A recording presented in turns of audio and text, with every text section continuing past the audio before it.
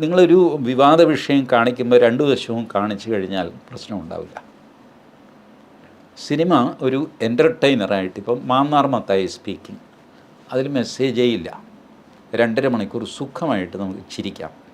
Ramji Rao speaking, ചിരിച്ചുകൊണ്ടിരിക്കാം. Nadodikkattu, മോഹൻലാലിൻ്റെ, ശ്രീനിവാസന്, ഇപ്പോൾ എത്രയോ സിനിമകൾ നമ്മൾ ആസ്വദിക്കും.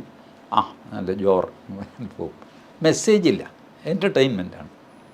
ബട്ട് പൊളിറ്റിക്കൽ അല്ലെങ്കിൽ ഹിസ്റ്റോറിക്കൽ സിനിമ എടുക്കുമ്പോൾ നിങ്ങൾ അറിഞ്ഞാലും അറിഞ്ഞില്ലെങ്കിലും അതിലൊരു മെസ്സേജ് ഉണ്ടാകും.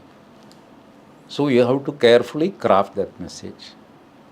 There is nothing wrong in giving a wrong message. നിങ്ങളൊരു തെറ്റായ മെസ്സേജാണ് കൊടുക്കാൻ ഉദ്ദേശിക്കുന്നതെങ്കിൽ കുഴപ്പമൊന്നുമില്ല. അതിൻ്റെ പ്രതിഫലനങ്ങൾ ഇങ്ങനെയൊക്കെ ഉണ്ടാകും. ബഹളം ഉണ്ടാകും, അടിപിടി ഉണ്ടാകും.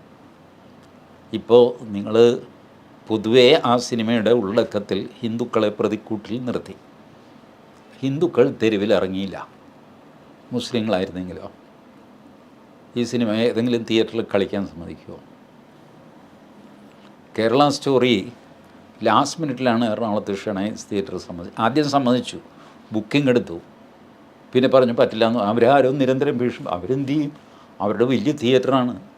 അതിന് തീയിട്ട് കഴിഞ്ഞാൽ അവർക്കുണ്ടാകും നഷ്ടം എത്രയായിരിക്കും?